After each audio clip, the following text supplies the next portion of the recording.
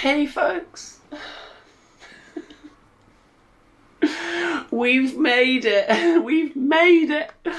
It's the last episode of ranking the Amigas from worst to best. The funny thing is originally this was just going to be one episode on my YouTube channel, all 12 Amigas, one episode, tiny amount of information about each, bosh, done.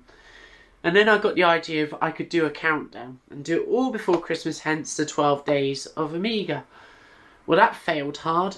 But anyway, we've made it. We've got to the last video in the series.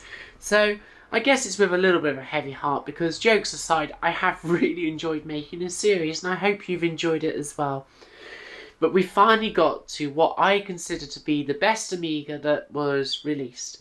And yes, it has strengths and weaknesses like all of them do, but I feel that this one is the one that if I was to recommend you to save your pennies for, your dollars for, your yen or euros or whatever you're using out there, this is the one that I would say is the one to try and hang out for if you don't have one already and you're dead set on owning actual Amiga hardware.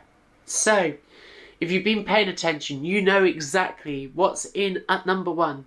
So, what is it, pot pickers, for the last time? In at number one is the... Oh, you can see I'm really good at this stuff. Kept you waiting, huh? It is the Amiga 1200. Well, I'm sure some of you would have had the Amiga 500 in at number one, and not without good reason. But my reasoning for this is that number one, this is my all-time favourite home computer or personal computer that I've owned. I have a great deal of fondness for the MacBook Air and the MacBook that I now have. But overall, I feel that this was the computer that I still in 2023 have the most fondness for. Also, I think it is the one to go out and see if you can purchase today, albeit they have become a little bit expensive. But I think for what they offer, if you're dead set on getting Amiga hardware, this one makes the most sense for the vast majority of people out there. So, what is the Amiga 1200? Well, it is this. It's an all-in-one wedge-style computer, very much in the vein of the Amiga 500, which preceded it 5 years before this came out in October of 1992. So yes, all-in-one design, and it's the Amiga that I feel out Amiga 500, the Amiga 500. And bizarrely, this is possibly the one Amiga that there is the least amount of information about its actual development out there. And I think this explains why, to a large degree, this machine got through engineering at Commodore without being completely screwed up. There are things about it which you could argue are less than great about it, but overall it still remained a fairly compelling package, Amiga-wise, on launch. And I think the thing that probably let it down was the slightly slapdash nature, not slightly, the often slapdash nature of arcade ports to the machine, because the Amiga 1200 is an incredibly capable system. I don't quite know that it could really replicate all of the games that we were seeing on the Mega Drive or the Super Nintendo. Prove me wrong, but yeah, I still feel that, you know, the best gaming experiences, for the games that I like at least, was to be found on the Mega Drive or the Super Nintendo by this time, or within a couple of years, the Amiga 1200 being out. But there was still a lot of very compelling games for the Amiga coming out, some of which I really rate still. So, anyway, yes, the 1200 is, at last, it doesn't come with just a 68,000. It's got a 68020 processor in there, if for you being finicky about it, going, oh Vicky, actually, it's a 68ECO20.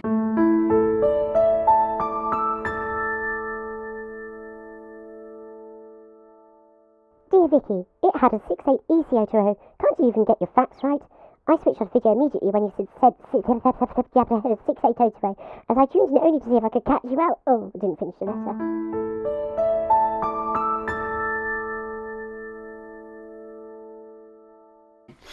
Yes, I know, but I was just trying to, you know, not get too bogged down in, you know, little minor details like that. It has the AGA chipset, which I talked about in the Amiga 4000 ranking video, meaning that this machine can display 256 colours, not using hand mode, on any screen that it can output. It can actually output some VGA 31 kHz, 31.5 kHz capable screens, meaning that you can get nice flicker-free screens for your productivity.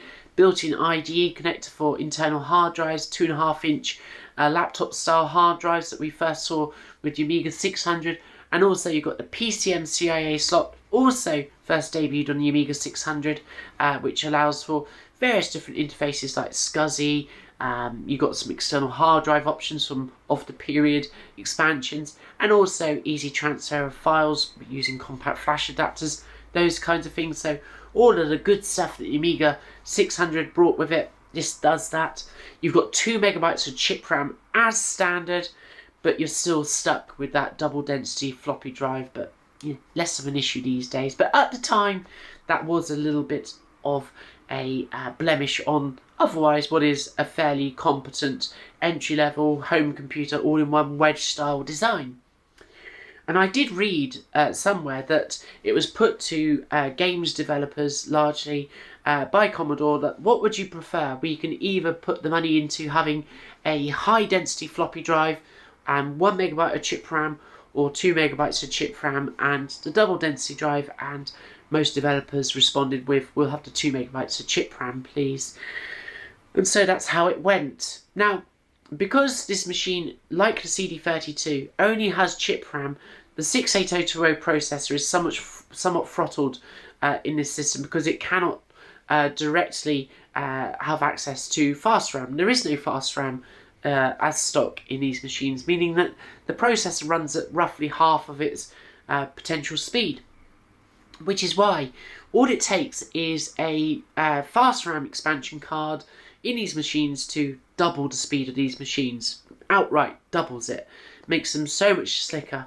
And I think this is one of the reasons that I eventually decided to peg this in at number 1, because whilst a lot of the discourse on YouTube is all about, oh, I've just bought a 68060 card, and look how fast Sysinfo is, and look how smooth the Frontier,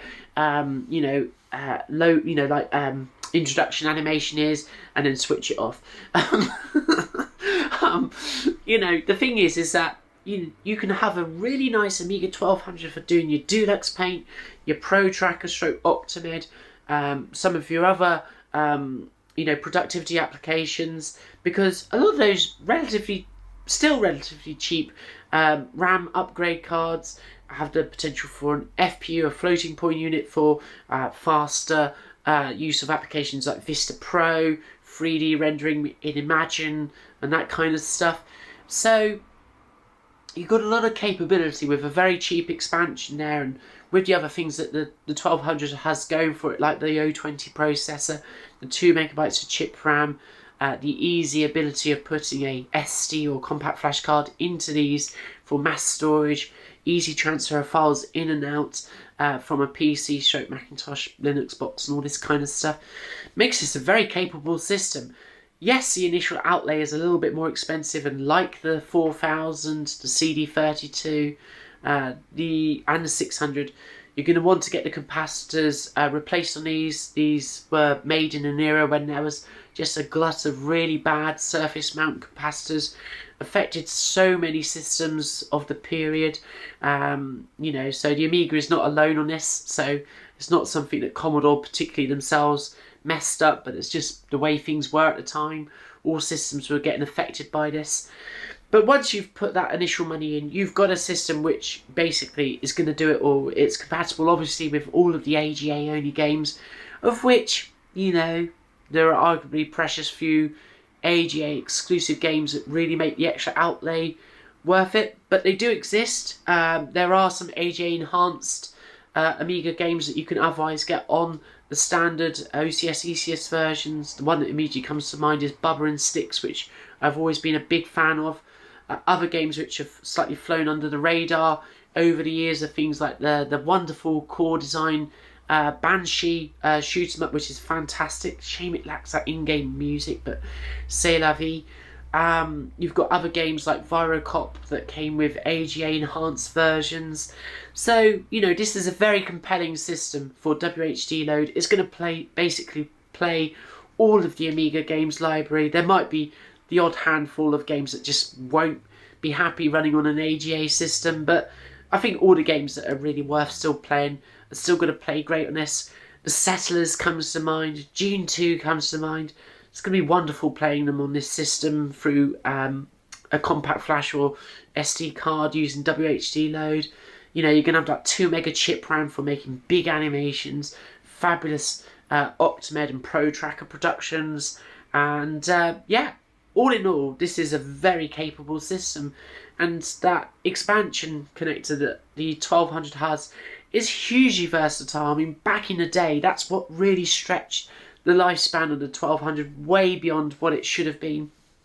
We had 040 cards, we had 060 cards, and then Phase 5 released that absolutely crazy Blizzard PPC system, dual processor system with a 68K processor and a PowerPC processor, as well as the potential to put a Media 2 based graphics card onto that expansion. Needed a tower obviously for doing these kinds of things, but all things were possible.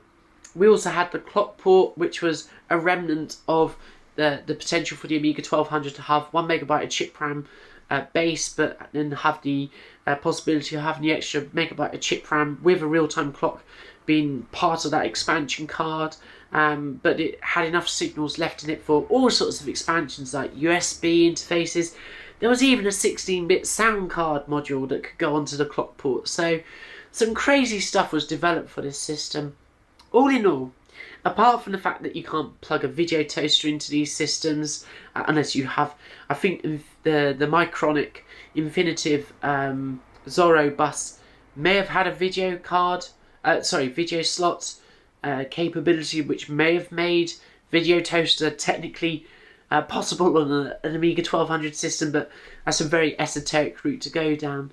I feel that this is the Amiga that kind of does it all really for the vast majority of people out there, and it all does it from a very neat package. I think that this is the reason why out Amiga 500, the Amiga 500, somehow with all of the craziness that was going on in Commodore's engineering department at the time that this came out, this was the one that slipped under the radar and managed to come out relatively unscathed from all of the craziness that was going on. And I feel that they really did a good job. Unfortunately, it's really at the time period that this came out, developers were really getting the hang of how to squeeze the most out of the Mega Drive, with Treasure releasing games like Gunstar Heroes. Sega were really knocking out the park with games like Sonic 2 and then Sonic 3. Developers were really getting the hang of how to get the best of the Super Nintendo hardware. Konami had managed to, fix a lot of the problems with slowdown, and we'd gone from Gradius 3 with some slowdown to shooters like Axelay, which didn't really suffer any slowdown at all. Developers were really getting to grips with that 16-bit console hardware, and that's just where things were headed really. And of course, as we all know, the 32-bit consoles were on the horizon. CD32 tried to put the Amiga's stamp on it, but really it just didn't work out. It was at that very sort of angsty, sort of almost teenage sort of like moment of 5th generation hardware, where many systems like the Atari Jaguar and the 3DO just failed to get the foothold because, as we all know, the PlayStation just laid waste to everything in that 5th generation. And this was of the period where a lot of families that may have, or households that would have gone out and bought a system like the Amiga 500 in the late 80s, early 90s, were then looking to next computer, the 500 for example, is getting a bit old. What do we go to? Do we get the Amiga 1200? Do we go with maybe the Acorn Archimedes route? Do we go with the Atari Falcon? And a lot of them decided to go with the IBM PC compatible. That's what was happening. People were happy to pony up the money for a 386 to run Windows and so forth. And lots of people have argued backwards and forwards what's better value in a 386 PC in 1993 or a an Amiga 1200 with, you know, a hard disk and maybe a moderate CPU expansion. I'm not going to get into that. It's been argued backwards and forwards. All I can say is that we know how history panned out. Commodore went bankrupt, the 1200 faded from view, and people bought IBM PC compatibles in the main. Some people bought a Macintosh, but even Apple was beginning to really struggle by the mid-90s. And the rest, as they say, is history. But I think on the whole that this is the Amiga that you should save up for if you really want real hardware and you don't have an Amiga at the moment. This is one to don't just rush out and get the thing that you can afford. If you really want the machine that can do it all, this is the one to wait for. They have become expensive, but I have seen examples go for, you know, about £250 or so that will get you the base unit, the power supply, and a mouse. Yes, you probably will have to get the capacitors replaced on that. But once you've done that, you're going to have a system that is going to be able to do it all. Yeah, you're going to have to spend out a bit more money, maybe £100 for that RAM card. You're going to have to buy the ID to compact flash adapter. But all in all, you're going to have a very nice system that's going to last you for many years. And, you know, as long as you don't get too crazy about it, you know, you're not really going to need to take an Amiga 1200 much beyond the speed of the base unit. Yeah, if you want to do sort of 3D rendering or some of the other more advanced Amiga games like Alien Breed 3D 2, or if you want to run stuff like Doom on your Amiga, then sure, yeah, you're going to need something beefier than that 020 that these machines have. But on the whole, I still feel that for around about £450, you're going to end up with a really nice Amiga 1200. My own Amiga 1200 back in the UK, it's obviously in its, you know, wedge form factor. It's not in a tower. My towered Amiga 1200 from back in the day is long gone. But you're going to be able to put in something like individual computers ACA 1221. That's what I've got. It's I think it's about a 28 megahertz 020, no FPU. You've got lots of fast RAM on it. It's compatible with the PCMCIA slot if you knock down the extra fast RAM a little bit to 5.5 megs, which means that you can still transfer files in and out over the PCMCIA. I've got a compact flash adapter on the IDE header, which means that I've got WHD load. I've got all of the applications that I could wish for, like Octamed 6. I've got DualX Paint 4 and 5 on there.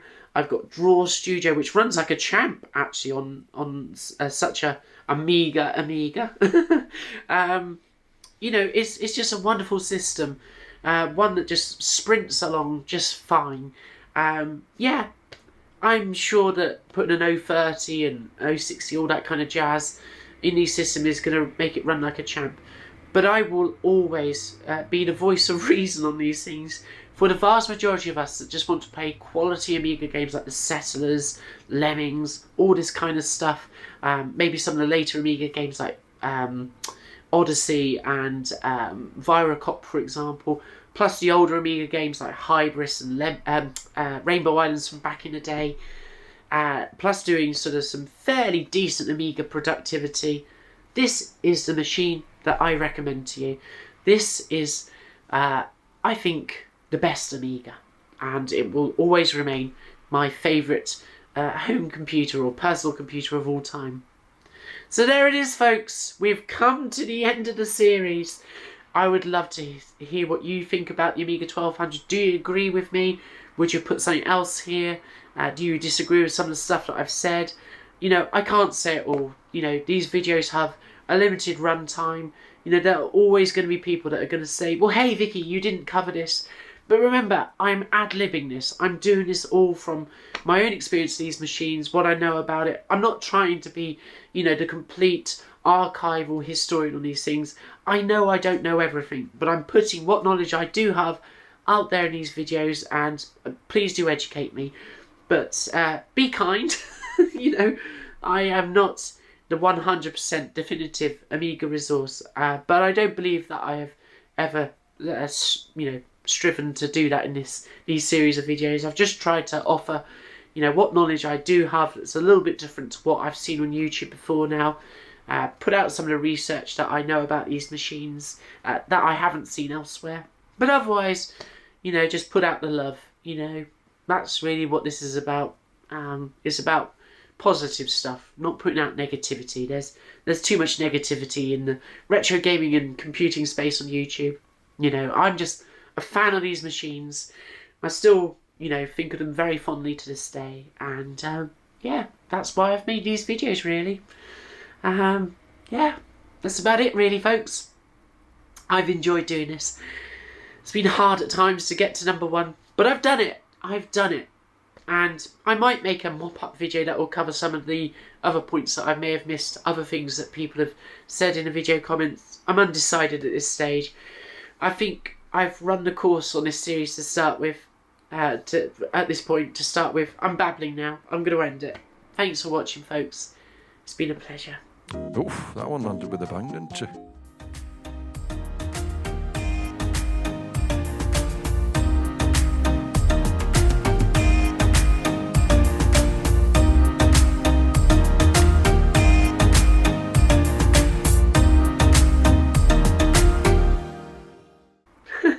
I guess that all remains for me to say is to see you soon. Peace. God. Thank God that's done.